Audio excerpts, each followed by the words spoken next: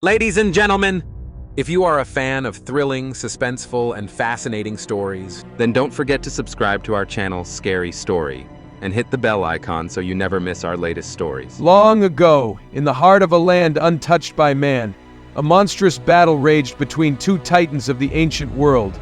A wounded Tyrannosaurus Rex, its scales torn and bleeding, faced its towering rival, a Giganotosaurus, in a desperate fight for survival. Their roars shook the earth, their claws tore flesh, and the ground trembled beneath them. But their battle was cut short when the sky split open with fire. A shard from the heavens, glowing with unnatural energy, struck the land nearby. The impact sent shockwaves across the valley, triggering violent eruptions. Lava spewed from the ground, and ash choked the sky. The T-Rex, weakened and defeated, stumbled into a tar pit, sinking slowly as the world around it burned. Its body, fused with a mysterious meteorite, was entombed beneath the earth. The beast was gone, but something within its bones had changed. Ages passed. The world evolved. The land that had once been a battleground for ancient monsters became a modern city. Skyscrapers replaced forests, and roads paved over the bones of giants. And in this city, a man named Robert Quinn wandered through his hollow life. A night janitor at the Smithsonian, he lived in the shadows of history, haunted by a past he could not escape.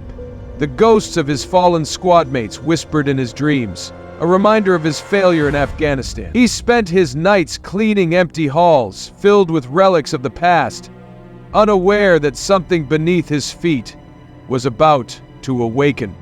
When a construction crew broke ground for a new metro line, they uncovered something astonishing, a perfectly preserved T-Rex skeleton, its bones fused with an otherworldly metal. Dr. Lena Carter, a brilliant but ethically ambiguous paleontologist, led the excavation. As she examined the strange fossil, she discovered an energy signature unlike anything on Earth. Word of her discovery spread quickly, reaching the ears of General Thomas Wright, a man who saw not history, but opportunity. The Pentagon had long been searching for new sources of power, and this meteorite held secrets beyond human understanding. Lena, under pressure, was given a simple order: find a way to harness its power.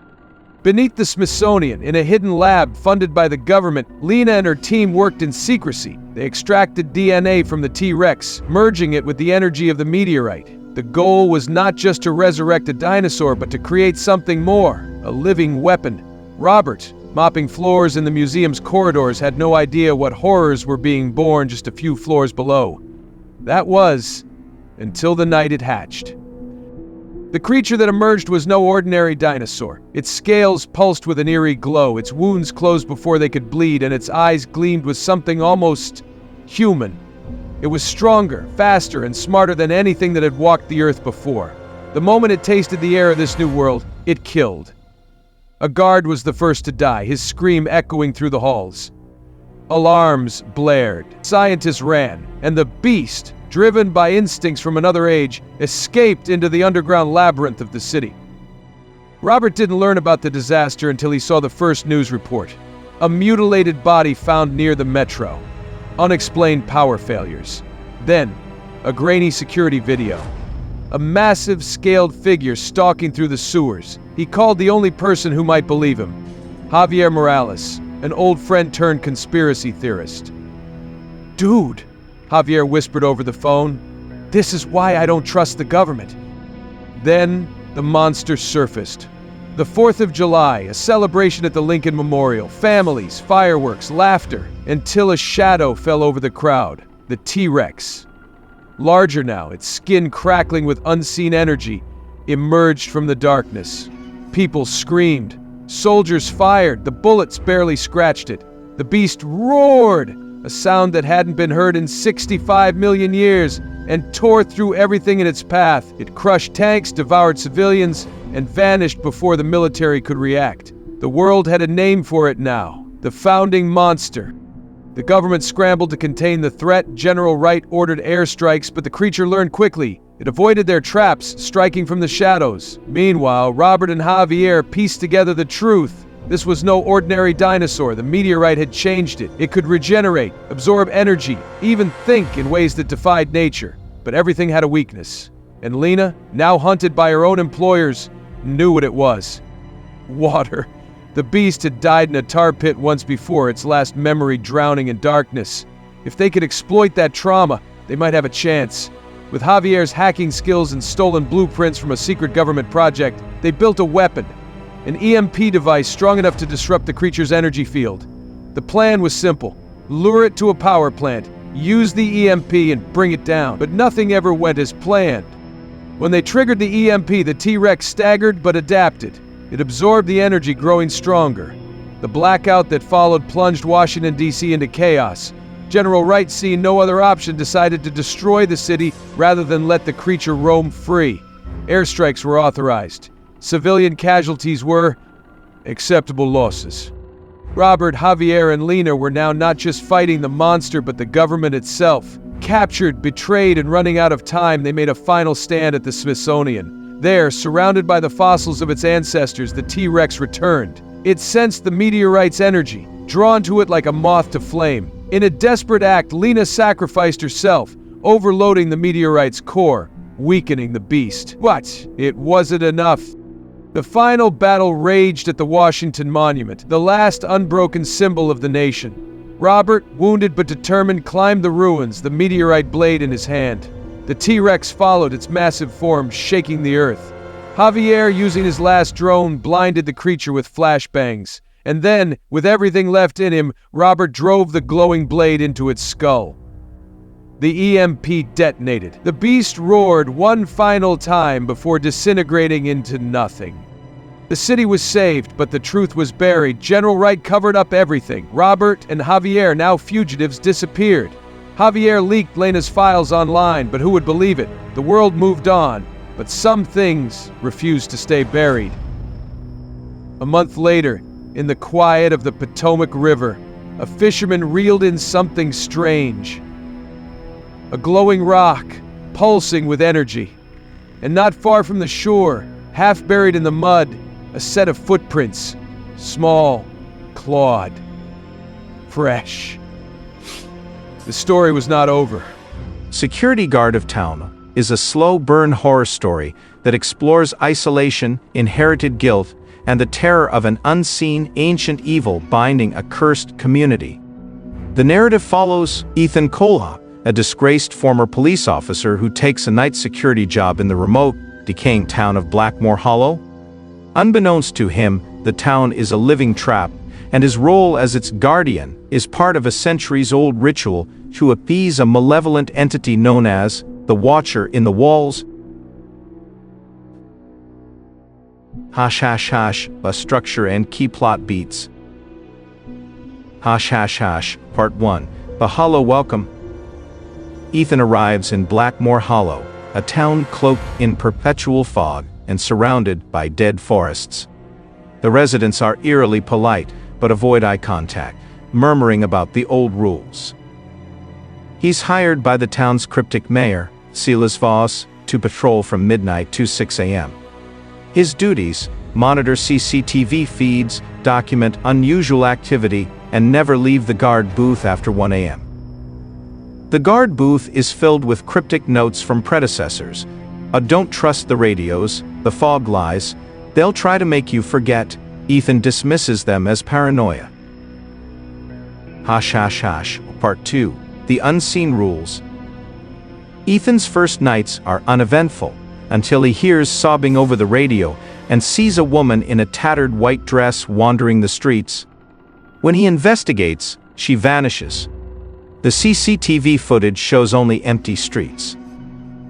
He discovers a hidden ledger in the booth detailing disappearances. Over 20 guards have vanished since the 1800s, all on the night of the harvest moon. Ethan's start date aligns with the next harvest moon in 3 days. A refusive local historian, Famara, warns Ethan that Blackmore Hollow was founded by a cult that worshipped a primordial entity buried beneath the town. The guards are offerings to keep it dormant. Hash hash hash, Part 3. The Watcher's Gaze. Ethan begins experiencing hallucinations, walls breathing, voices chanting in a guttural language, and shadows that move independently. The CCTV feeds show distorted figures crawling on rooftops and staring into cameras. He uncovers Silas Voss's family lineage. They've been mayors for generations, orchestrating the sacrifices. Silas confronts Ethan, threatening his life if he abandons his duty. Ethan finds a hidden tunnel beneath the church leading to a chamber, filled with mummified corpses wearing security uniforms. An altar at the center bears the inscription, "The Watcher sees, the Watcher feeds." Part 4. The Harvest Moon? On the night of the harvest moon, the town's power grid fails. Ethan's radio erupts with screams and static. The CCTV screens show townsfolk gathering in the square, their eyes black and jaws unhinged, chanting in unison. The entity manifests as a shifting, gargantuan shadow with glowing eyes, seeping from the town's walls and devouring the cultists. Ethan realizes the sacrifices aren't to auditor the Watcher, they're to affido it. Mara reveals her own secret. She's the last descendant of the cult's high priestess. She gives Ethan a ritual dagger to sever the bond, but warns it will cost him his soul. Part 5. The cycle continues. In a climactic confrontation, Ethan battles Silas in the underground chamber. He stabs Silas with the dagger, but the Watcher absorbs Silas's body, growing stronger. Ethan attempts to flee, but the town's roads loop endlessly. The Watcher offers him a twisted path: become its immortal guardian and lure others to their doom, or die and let the entity raise the town. Ethan chooses death, only to awaken days later in the guard booth, unharmed. The CCTV shows Mara's corpse in the square. The Watcher's voice booms, "You are mine now." His reflection in the screen reveals his eyes turning black. Epilogue. The new guardian? A year later, a new security guard arrives in Blackmore Hollow. Ethan, now pale, hollow-eyed, and speaking in monotone, trains him. As the rookie settles in, Ethan whispers, "I remember the rules." The final paragraph lingers on Ethan's CCTV monitor, now displaying hundreds of spectral guards trapped in the feed, their faces screaming soundlessly. The Watcher's laughter echoes. Themes and atmosphere. A cosmic indifference, the Watcher is neither evil nor benevolent. It simply exists, a force of nature that consumes. A cyclical trauma, the town's curse perpetuates itself through fear and complicity. Ethan's choice was never real. Isolation as horror, the guard booth becomes a prison of flickering screens and paranoia, mimicking modern anxieties about surveillance and alienation. A stylistic elements. Unreliable narration. Ethan's grip on reality deteriorates. Readers question if the Watcher is real or a manifestation of his guilt. He accidentally killed a civilian during his police career. Eldritch imagery. The Watcher is described only through its effects: warped architecture, unnatural shadows, and a sound like teeth grinding against bone. Ambiguous ending. Is Ethan truly possessed, or is he the unseen guest? Johanny, a skeptical historian, his wife Alina, a linguist struggling with insomnia, and their mutual friend Derek, a thrill-seeking photographer, embark on a journey to rural China. Derek has uncovered a decaying travel journal detailing the existence of the Village of Whispers, a place shunned by locals. Their relationships are already strained. Johanny and Alina's marriage is crumbling after the stillbirth of their child, and Derek harbors a secret love for Alina. From the moment they arrive in Fujian province, an unease settles over them. Villagers refuse to speak of the place, muttering warnings about the guest who wears the sky. Alina begins hearing faint cries at night, but Johanny dismisses them as the effects of her insomnia. Determined, they make their way into the fog-shrouded mountains, their GPS failing as they approach the abandoned village. The settlement appears frozen in time, its houses intact but covered in dust and decay. Ancestral tablets line the interiors, names long faded. In the center, a burial mound looms, sealed with ancient Taoist talismans. Derek, obsessed with documenting the unknown, tears the charms away. Inside, they find a skeleton clad in an intricate jade burial suit, except the skull is missing. Beside it, a smaller coffin, its lid barely ajar, bears a single inscription in archaic Chu script. Here lies the unseen guest. That night, Elena wakes to the sensation of being watched. A figure stands at the foot of her bed, its form shifting, jade tiles glistening like damp scales. When she blinks, it's gone, but a whisper lingers in the room. The next morning, their attempts to leave the village fail. Paths loop endlessly back to the burial site, their footprints erased. Derek's camera malfunctions, yet every photograph taken now reveals a blurred shadow in the background, something with a hollow face. As their minds begin to fray, Johanny pieces together the truth. Centuries ago, a concubine was entombed alive for treason, her spirit bound to the jade. The curse does not merely haunt, it consumes. It feeds on grief, manifesting as the loved ones its victims have lost. Elena sees her dead baby in the arms of the jade figure. Derek hears his mother calling his childhood nickname. Their hunger, their fear, becomes the entity's sustenance. The village decays before their eyes, revealing fresh corpses within the homes, replicas of themselves. Food spoils the moment it is touched. Shadows stretch unnaturally, whispering in voices they recognize. As they spiral into paranoia, the truth becomes clear: the unseen guest demands a sacrifice. Derek, desperate, turns on Johanny, convinced that his death will break the curse. In the struggle, Elena intervenes, sending rocks tumbling from a crumbling wall. Derek is crushed beneath them, his final breath carrying a confession: he had always loved her. For a brief moment, silence falls over the village. The whispers fade. The entity withdraws. But the curse is not broken. The jade suit within the tomb begins to reform, the pieces assembling into a new shape, a new face: Derek's. Giovanni and Elena run, pushing through the mist. At the village's edge, they stumble upon their own bodies, lying cold and still as if they had never moved. The realization comes slowly, sinking deep like ice into their veins. There is no escape. The cycle must continue. Elena understands before Johanny does.